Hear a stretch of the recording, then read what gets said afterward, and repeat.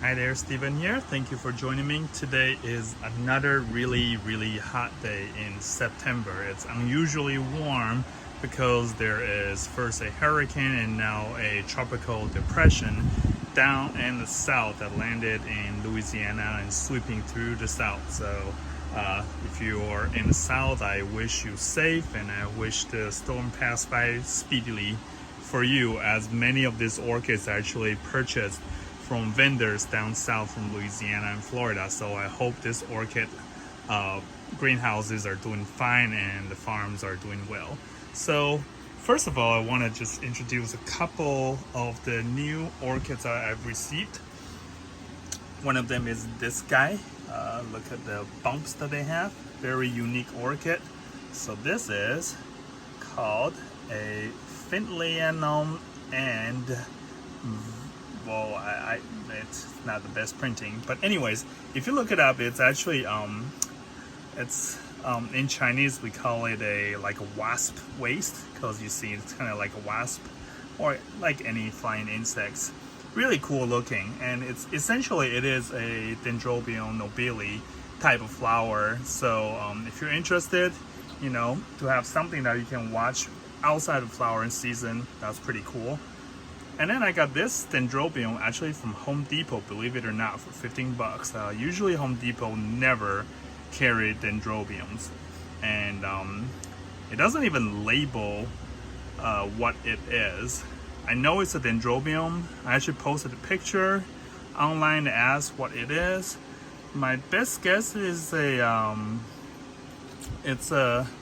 maybe it's like a Dendrobium mini something or New Hope, something like that. I don't know. If you guys know, comment below. And then I have a Dendrobium here that is ready to flower. This one is, pull it a little bit further.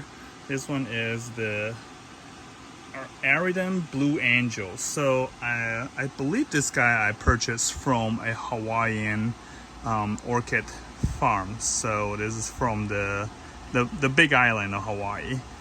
And as far as the flower, it should appear to have like blue purplish flower color. So we'll see. I think in a week it will open up. And I got this big guy here, this whole thing draping down. And I actually have to, this thing is actually from Puerto Rico. And it came in just this plastic board, I don't know if you can see. And with the root just hanging off like crazy. I actually bent the root, see it wrapped it around the back, come back in the front, and I tie this whole thing onto this bark.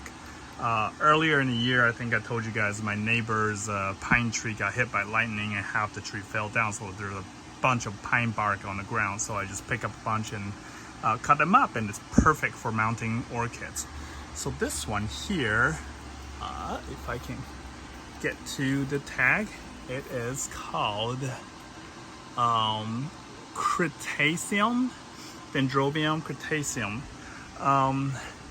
In Chinese, we call it white shell. So it's got a white flower. I don't really know what it'll look like, so I guess you guys will find out next spring when it flowers. And then lastly, I also received this guy. This is a very special Dendrobium type. Definitely one of the rare ones I've seen. I don't see this very offered very often in the market. It's called the Dendrobium secumdum. This guy in Chinese we translate it as a toothbrush. So when it flowers, there's gonna be a big thing of flower that comes out. Feel free to Google it, but it's super amazing looking. So that is all the Dendrobium situations I'm having. And I've ordered this hanging pot, the same as this guy's up here, from Amazon 4 weeks ago, and it just arrived. I don't know what's going on with the vendor. So I just shipped from Amazon. I plan to transplant all of the Vanda type wrinkle stylus that I have. I have 4 wrinkle stylus sitting around here, and I have 1 Vanda. I will put them all in those hanging pots just because they like to be higher and warmer and in a hanging pot. Last update I have is this guy. This is a Cymbidium. It is originated from Taiwan and the eastern bluffs of Taiwan, and lives kind of right just above like 1,000 meters, so about 3,000 feet in elevation. But when it was first discovered in the wild, it has this kind of variegation. The first guy who purchased this, I believe he purchased for a few million US dollars. And years down the road, now it's been able to breed and split and breed and split, and I got this guy for pretty cheap on Etsy. Anyways, this guy has not been growing a whole lot. It's doing okay, but it hasn't been really growing. One of the reasons when you is that when you have a variegated leaf like this, the white or the light color part doesn't really do a whole lot of photosynthesis. So just this dark part, the tip of each of these leaves is basically responsible for all the nutrients. So naturally it's going to take a lot longer for this thing to grow, and you probably need to place it in really high light, but not directly under sun.